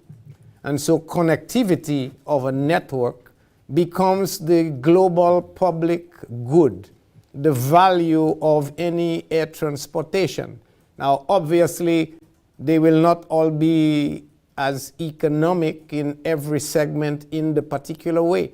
So whatever the solution we have to find must be able to bridge the fact that you have to have some form of pricing that covers the entire needs of the entire region. And so it's not a trivial exercise. And what we are looking at now is how can we provide a framework, provide guidance on what does the region need to be able to make it work, because we believe it is essential that the region cannot go forward without solving the transportation problem that we have now. And it will require 2 steps or 2 phases. To be honest, Al, the first phase is, in my mind, very clear. As I described it, we have a crisis, especially in parts of the region, where you cannot move from one country to the other without necessarily getting a visa to go through the US as a connecting point. So a young kid or young adult, 20, 22 years, looking to move from one country to the next, has to get approval of a visa to enter through the United States, even if there is no business in the United States. And the United States will reserve the right to be able to say, we will or will not give you a visa, totally separate from whether or not you had any interest in even going to visit the United States. Now, that is a major problem, not only for the people, but equally for our heads of state, our governments, because those people have to be able to say, we reserve the right as citizens to be able to move across the region. Now, if we are citizens of the region, why can't we ask for that right to be able to move freely across the region? And so transportation is part of the CSME issue that we have to solve. And so we need to solve this urgent part now. And how we do it may or may not be optimal or efficient, but we need to get a service going. And then in parallel to that, I think we need now to have a full-blown optimal solution that, for example, looks at future technologies. Why can't we begin to task our people, our researchers in the region, in the diaspora, at universities, exploring the, I want to call it retrofitting or refitting of our small airlines with electricity powered engines, hydrogen powered engines. Why can't we do this? We don't have the issue of traveling 3,000 miles, 6,000 kilometers across the Atlantic Ocean. We are talking 100 miles, 200 miles, 50 miles, hopping across islands. Car technology already allows us to move if we can do adequate thrust and to maintain an aircraft in the air. These are longer-term solutions that will, in fact, have an entire cascading of economic diversification and skills that can help push an entire new industry that can help us in our transportation. But that's a longer-term issue. For now, solve the immediate problem of providing services, put in place now a program through which we can now get to the point where genuinely we have a network that covers the entire region in a cost-effective way, in a way that gives every Caribbean citizen the right to move across any of the islands without having to go outside of the region. And President, you still have to go to court? Oh, I will. I do need legal advice here, but no, the issue of the ICC, not ICC, the ECJ is, for me, a institutional resilience element of our development ecosystem. And once we've identified the ultimate goals of development, then the question is what institutions are fit for purpose?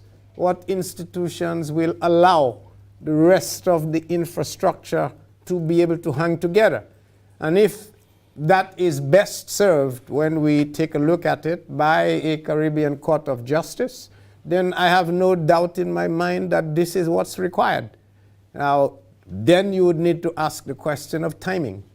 When, what structure, how is it going to be applied, what safeguards, operational issues, but now that really is the domain of the lawyers. I wouldn't be able to articulate those, but let's put it in the context of what institutional frameworks are required to allow for production, to allow for financing, to allow for social development, to allow for saving of the planet, such that when you bring those together, we have a smooth running, secure environment within which everyone, their rights, their physical being is secure, is safe. They can live in a state of peace, a state of contentment, and can have sustainable livelihoods.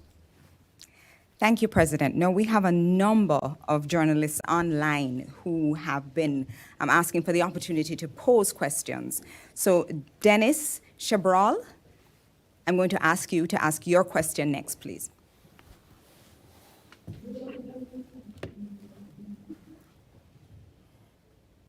Thank you. Good morning, everyone. I would like to know what exactly is being done by the CDB to provide a regional ferry service for goods and passengers, and where does Guyana fit into such actions or plans? Thank you. Simple. Yes. Daniel? Yes, so thank you. I think it was Dennis. Thank you. So we touched on that just a little bit earlier.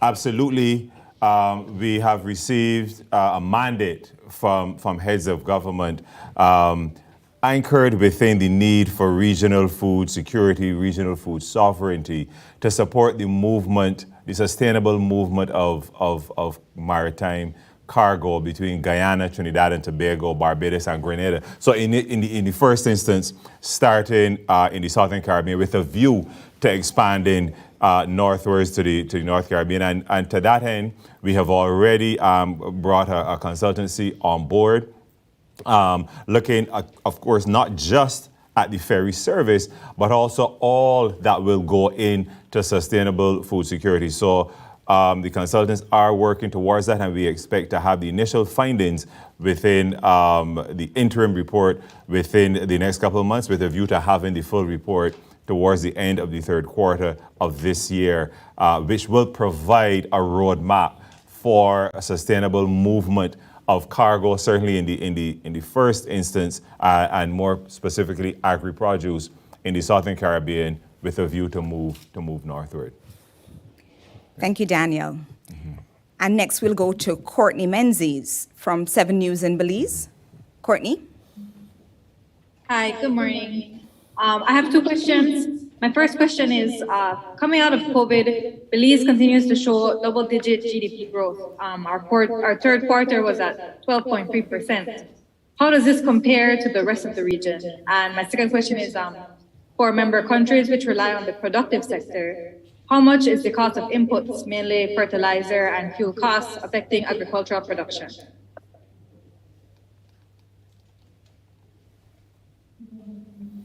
Okay, so thank you for the question. So in 2022, Belize is estimated to have grown by 8.5%. How does that compare with the region? The average for the region was 10.3% for 2022. If we exclude Guyana, the average was 4.9. If we compare Belize with other service exporters, the service exporter average was 4.6%. So that's the comparison. I think that the performance suggests that Belize is recovering, or at least the tourism industry is recovering faster than the rest of the region. So that has been the experience with Belize compared with the rest of the region. I think part 2 for you, Daniel.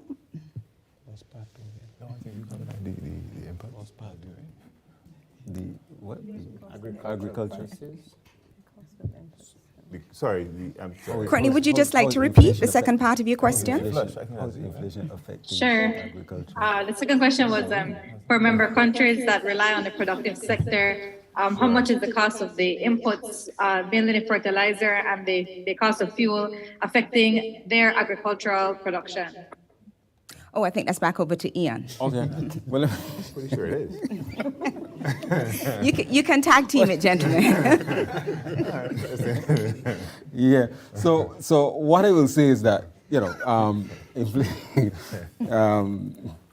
inflation continues to be high, albeit falling. So prices are continuing to rise, but not at the rate that that we were seeing last year. And obviously that is having implications for the productive, that's having implications for the cost of the productive sectors. I think what some of the things that we need to do in response to that, well, before I get to the policy prescriptions, let me say that potentially this has implications for the competitiveness of the productive sectors and the ability to compete on global markets. So that is something that we have to keep our eyes on. And of course, price increases may start in fuel, they may start in fertilizer, but they are transmitted throughout the rest of the economy. So even though the impetus may be provided by products like wheat or urea or oil, those increases are transmitted throughout the economy. So they have implications for the entire economy and the ability of the economy to be productive. So that is something that has to be borne in mind. I think what is necessary is to ensure that as individual countries, you sort of control to the extent that you can, the impact of that transmission to the rest of the economy and the extent to which it has the potential to impact on the competitiveness of individual countries. I think that perhaps the best way to deal with the inflation situation is through social compacts, to ensure that that you don't create a wage price spiral that then has adverse implications for the competitiveness of the economies, the ability for the productive sectors to compete on the global stage.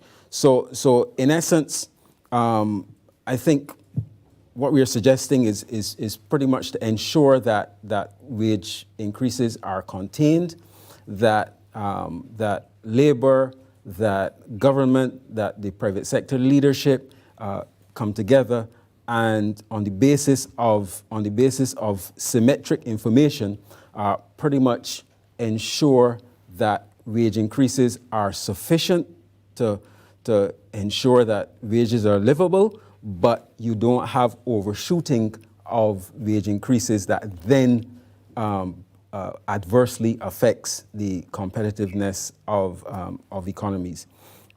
So that's how I would respond to the question.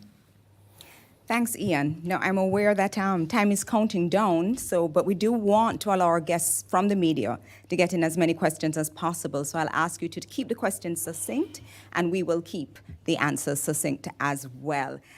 John, you have been very patient, and it is your turn. Good morning. John Tench, NBC Prime, St. Lucia. Regional cooperation and regional integration were cited as, well, it was cited as one of the means through which the CDB would achieve its objectives. However, how does the bank seek to navigate through individual island states' politics and stuff like that in order to achieve its objectives in the long run, right? And so I'm asking really about how does the bank seek to transcend individual island politics in order to achieve its objectives? And that's question number one. And the second question piggybacks off that. Mr. President, when you were speaking, you said that the bank would sort of regulate or try to promote transparent spending of individual governments in the region. And so how would the bank seek to address and accomplish that? Thank you. I will surely allow Ian to take the second question. Because I don't think exactly what I said. But let me start on the first question. Regionalism and regional cooperation will always follow what you can call the Trinity problem that we can conceptualize. And it goes as follows. I cannot have integration, have sovereignty, and have development outcomes that are coordinated all at the same time.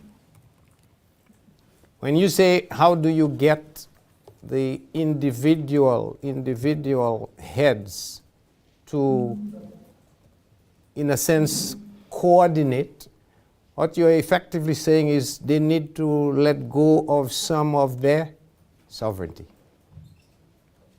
Now, I cannot dictate how much sovereignty heads, duly elected heads of government will be willing to give up. But what I can do is I can indicate the benefit to the whole of cooperation and collaboration in whatever space that they choose to want to work together on. And I don't think it is an impossibility to get them And we have organs and experience in the region that talk about how we bring heads together as a means of. And so part of what we do is work with other institutions like CARICOM and other agencies of CARICOM that interface, in the case of St. Lucia, as you mentioned, the OECS region, that work in that space, because you always need to blend governments, economies, and people. And they are not separable. I cannot have a government if I do not have the people satisfied with the actions and outcomes of the government. And I cannot have an economy doing well enough to keep the people happy if the government cannot facilitate this one way or the other. And so when I started by talking about the Trinity, the bottom line is we always have to make choices. We always have to trade off among competing needs that will get us to where we need to get. And that particular line becomes equally one of those choices that the region has to make at all levels. The economic level, the political level, and the people level, such that we can agree on the outcome. The outcome has to be the development of the peoples of the region. Once we agree there, then we have to work backwards. We need to do trade-offs. We need to agree, not to disagree, agree how we are going to work together better. But I cannot dictate that. I can only help facilitate it. Prince, just to add a little color to what you just said, and the question, I think we probably have to take that in two parts, though, because we do have in the region, and especially in the sub-region of the OECS, a lot of that taking place where governments have given up some of their sovereignty over national goods. So you have, for example, in the telecommunication space, where governments have agreed to allow an independent entity to have control over the electromagnetic spectrum. It's a public good. And so all governments have given up that right to an independent authority to then issue licenses to telecommunications providers, etc. And I think the OECS has a lot of other examples like that. I think they're maybe a little further ahead than the rest of the CARICOM region, but I think we have to look at that question through those two lenses. And then, of course, if we have to improve the functionality of the CSME, as you rightly said, there has to be an enhanced level of cooperation among countries. John, I'm just going to ask you to briefly repeat your first, or quickly repeat your second question. Right, it was just about ensuring transparency and accountability within government spending in the individual island states. The issue was to do with public financial management, yes, and how we make choices that yield to more accountability in spending, as well as the efficiency of that spend to meet outcomes. And that's why I said Ian can take that question. Yeah. So thanks for the question. Of course, I guess as the President alluded to, transparency and general improvement in public financial management systems is very important to us, recognizing, of course, the potential to improve outcomes, ensuring that those outcomes are strongly linked to development objectives, ensuring that there's value for money so that your procurement systems are strong, ensuring that the budget process is transparent and there's reporting. A lot of this requires freedom of information legislation, which is something that really needs to be emphasized. But in essence, ensuring that there's accountability such that monies are spent in a way that it's obvious to the citizen as it as it relates to where, how, when, etc. So those to my mind are some of the things that are necessary. Of course, procurement is a particular interest of ours, largely because it really has the potential, one way or the other, to improve value for money and ensure that the country is getting maximum bang for the buck that is spent. If I could just add a quick word to that with respect to what we're doing tangibly, we are actually currently supporting procurement reform, the procurement reform agenda of 10 of our borrowing member countries. And we're also, of course, the representative, the active member of the Caribbean chapter of the Inter-American Government Procurement Network. So along with the OECS procurement reform work that we've done, both phase 1 and phase 2, we're extending that work outside the OECS to support the procurement reform agenda of our borrowing member countries. Thank you.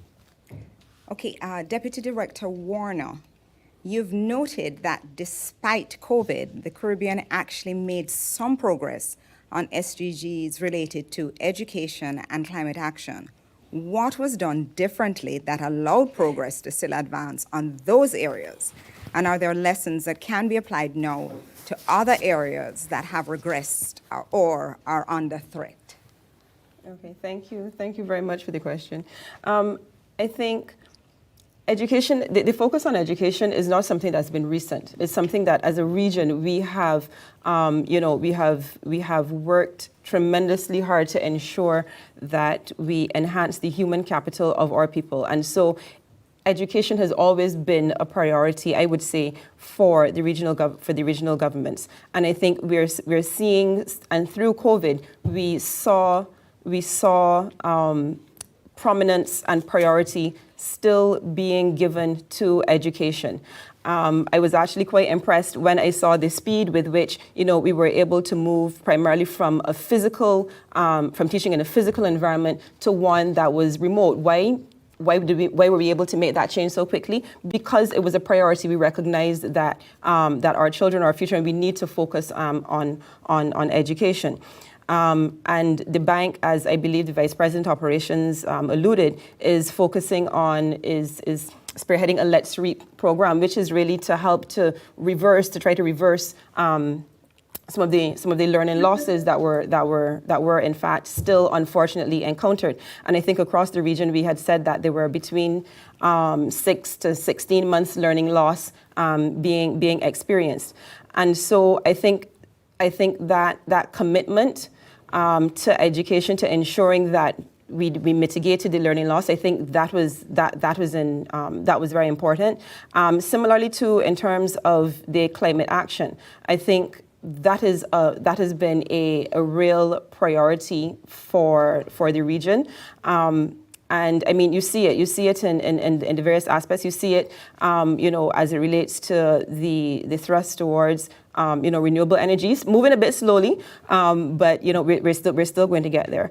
And so I would say that it has been really, to my mind, the importance of these two areas at the political level. In terms of some of the other areas that have not been moving as quickly, and I think there are a couple things that perhaps we need to do. As I alluded to in the presentation, one of the things we need to do is to ensure that we have the appropriate data available to allow us to be able to understand the baselines that we're coming from, where we're moving to, and also if we're going off track, to ensure that we are able to get back on track. Also, I think with respect to, or I should say, some of the countries that have advanced in a more holistic manner on the SDGs, they have been able to implement, or they've been able to form SDG sort of focal points within the government service. Those focal points they represent a sort of central, repository and to some extent a central repository, but also a monitoring and coordinating role to ensure that those countries, are still able to meet those targets. And I think also where possible, we need to look at a regional approach, because there might be some of the SDGs or certain aspects of the SDGs might also benefit from a regional approach being taken. So those are just a few of the points that come to mind. And on another matter, the Director for Economics, when he was speaking to inflation, I think I just wanted to add that within this environment, targeting becomes extremely important. Inflation affects our people, and we need to ensure that we are targeting our expenditures, that governments are targeting their expenditures to the most vulnerable, to mitigate the impact of inflation on the most vulnerable. And I think that is something, I don't think that we should overlook the importance of targeting, because sometimes what happens is that in our social protection systems, we would see that there's quite a bit of fragmentation. And so you have situations where there might be errors of inclusion, where people should be, who should not be, receiving benefits may in fact be receiving benefits. And then you also have errors of exclusion, where persons who should be receiving are not receiving. So I think we really, within the current framework, and especially within the current environment, and especially in this inflationary environment, we really need to look at the appropriate and effective targeting of our beneficiaries. Thank you. Thank you, Deputy Director. We have two final questions from journalists online, and the penultimate question will come from Peter Richards from CMC. Peter? Good afternoon to the panel, and Happy New Year to everybody. I want to go back, if you don't mind, to revisit the question regarding transportation, President Leo. The whole question where you say that the situation in the Eastern Caribbean is now at a crisis, and you spoke about the flights being significantly reduced.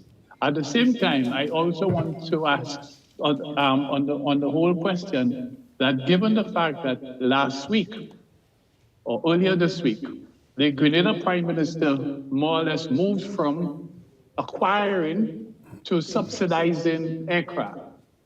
President Leo, if you were in my shoes as a journalist reporting coming out of this CDB conference on the whole question of air transportation in the region, forget about the whole concept of you doing study and what have you. What message, if you were to write something for the ordinary man in the Caribbean regarding air transportation, what message would you be telling him now? Peter, that's the moment when I turn to my vice president.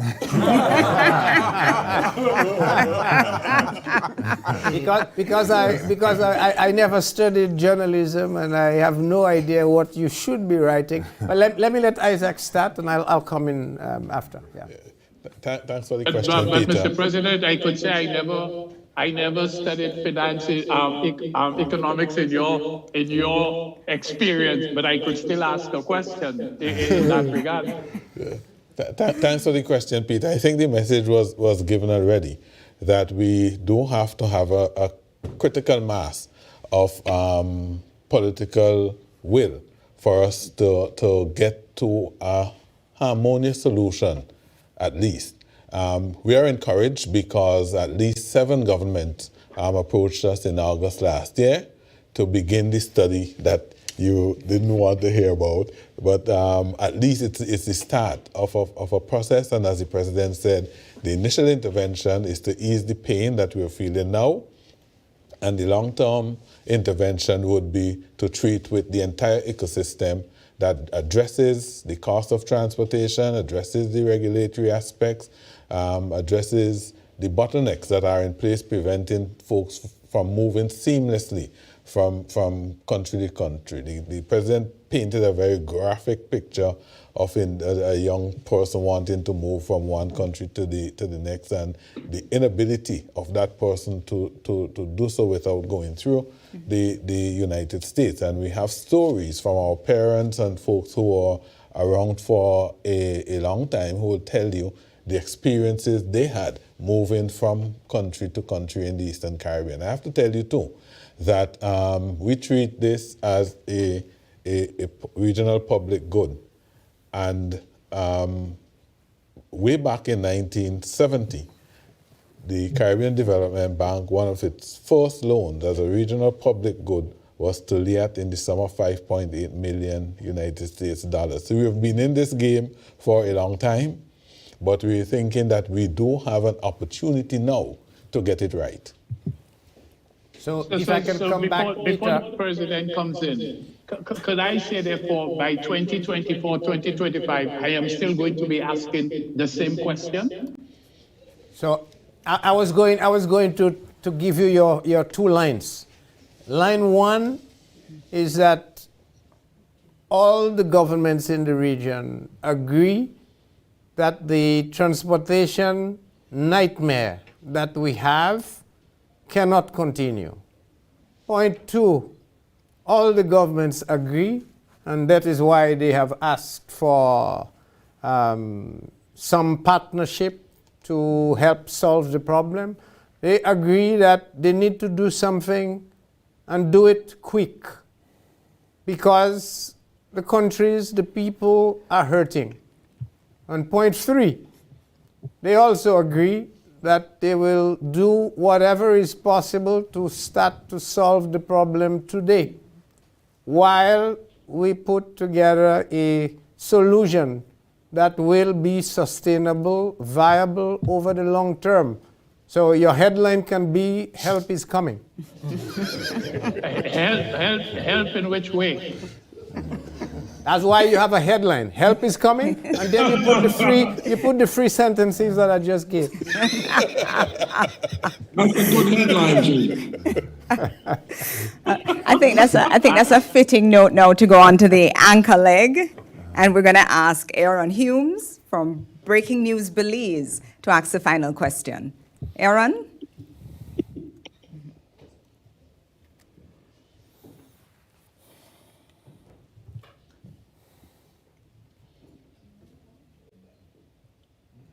See, that's why we also need good internet and broadband. Hello? Connectivity. He's on. Yes, Aaron, you're on. Yes, we can. hear you. Okay, great. Good morning. It's still African here in Belize. But first, my question would be, how does the bank treat with the issue of government asking to reassign funds from loans or grants intended for projects to address more urgent issues that we saw with the pandemic? I believe had to do that with at least one, if not more, loans, not CDB, but others. And can those loans be renegotiated so that the value to the project isn't lost? And then the second question would be, how can the bank assist with financing the Petro-Caribbean program from Venezuela in order to ensure region-wide access to oil products, in order to reduce the cost of gas, especially diesel, which is used in the productive sector? Thank you. The second question isn't mine. I did it first.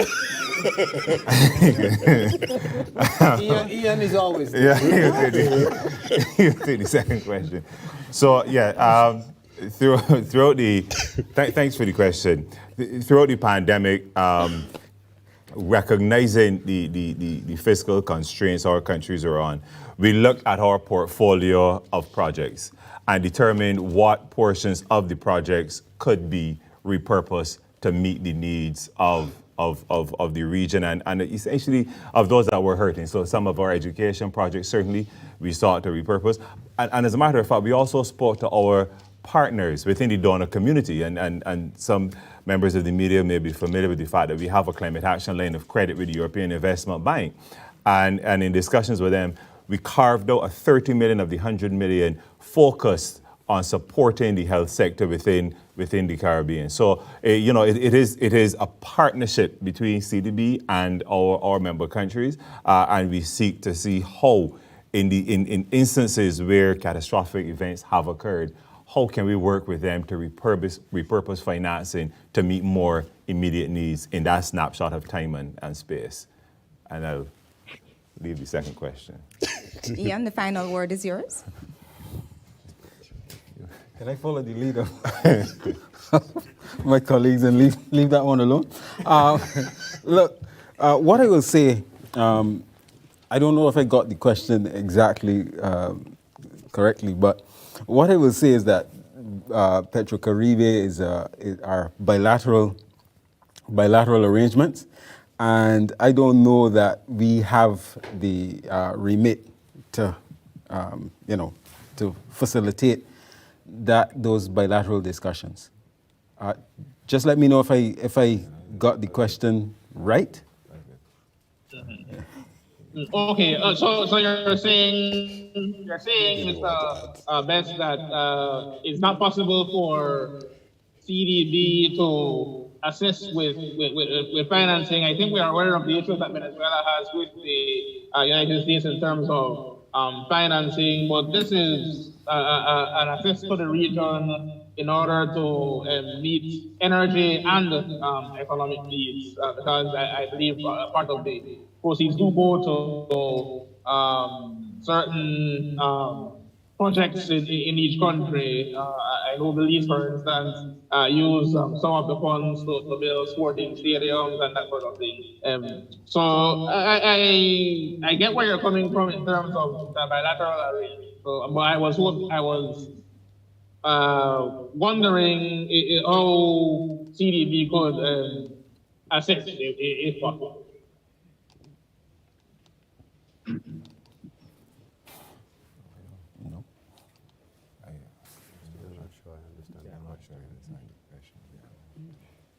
Aaron, when you say assist, could you be a little bit more specific? Just in terms of the financial arrangements, can the CDB partner? I don't think Venezuela is an associate or